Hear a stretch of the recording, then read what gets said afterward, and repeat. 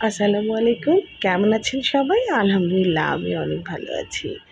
আজকে আমি কাবলি ছোলা দিয়ে আ সবজি রান্না করেছি আর সেটাই কিন্তু শেয়ার করলাম আপনাদের সঙ্গে। তো ১ম এ আমি কড়াইতে বেশ খানিকটা সরিষার তেল দিয়ে দিয়েছি। আর একটু ফোড়নে কালো জিরা আর ২ টো তেজপাতা দিয়ে দিলাম। তো এরপরে কিন্তু আমি আম এই যে পেঁয়াজ কুচি দিয়েছি, ২-৩ টা পেঁয়াজ কুচি আর এর ভিতরে কাঁচামরিচটাও দিয়ে দিলাম। ৪-৫ টা কাঁচামরিচ কুচি। এর ভিতরে খুবই হালকা মসলা যাবে। তো এখন যে গরম পড়ছে ভাদ্র মাসের মানে এই তালপাকা গরম। তো এই গরমের ভিতরে না খুব হালকা মসলা দিয়ে মানে যেকোনো তরকারি মাছের তরকারি হোক, সবজি হোক এটা খেতেই ভালো লাগছে। আর আমার মেয়ে মোটেও মাছ খেতে চাচ্ছে না। আম এইজন্য আরকি একটু মানে যে ছেলেমেয়ে যখন বড় হয়ে যায় তখন তো একটু ওদের পছন্দের খাবারই করতে হয়। তো যাই হোক এখানে আমি আদা আর পেঁয়াজ বাটা একটু 1/2 চামচ করে দিয়েছি, একটু হলুদের গুঁড়ো দিয়েছি।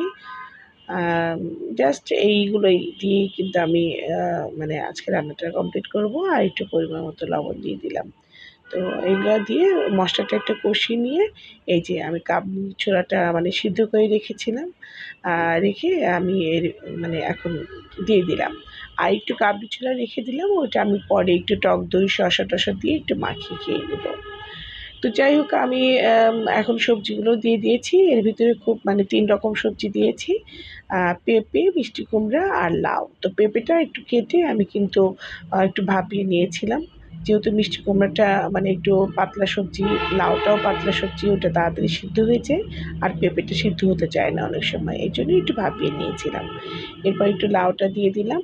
দিয়ে আমি খুব ভালো করে কিন্তু মশলাগুলো একটু নাড়াচাড়া করে নিচ্ছি।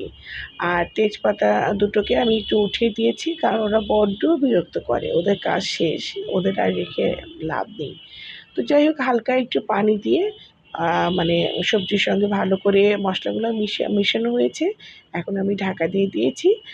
ব্যাস একটু হতে থাক আর সবজি থেকেও যেটুকু পানি বের হবে এগুলো দিয়েই কিন্তু মানে সবজিটা কিন্তু সিদ্ধ হয়ে যাবে। আর যেহেতু কাবলি ছোলাটাও সিদ্ধ করা, আমি আসলে একটু ডাল, ছোলা এগুলো একটু সিদ্ধ করে রাখি যেন ঝটপট একটু এটা ওটার মধ্যে দিয়ে একটু রান্না করা যায়। তো যাই হোক আবার ঢাকনাটা দিয়েছিলাম, দিয়ে এখন দেখি আমার সবজিগুলো কিন্তু মোটামুটি একদম সিদ্ধ হয়ে গেছে। আর ঢাকা দেওয়ার কোনো প্রয়োজন নেই। তো যাই হোক আমার কিন্তু রান্নাটা শেষ হয়ে গেল। নামানোর আগে হালকা 1/2 চামচ চিনি দিয়েছিলাম আর 1/2 চামচ একটু ঘি দিয়েছিলাম। তো আমার এই রেসিপিটা যদি আপনাদের ভালো লেগে থাকে অবশ্যই লাইক, কমেন্ট, শেয়ার করবেন আর আমার জন্য বেশি, বেশি দোয়া করবেন। আল্লাহ হাফেজ।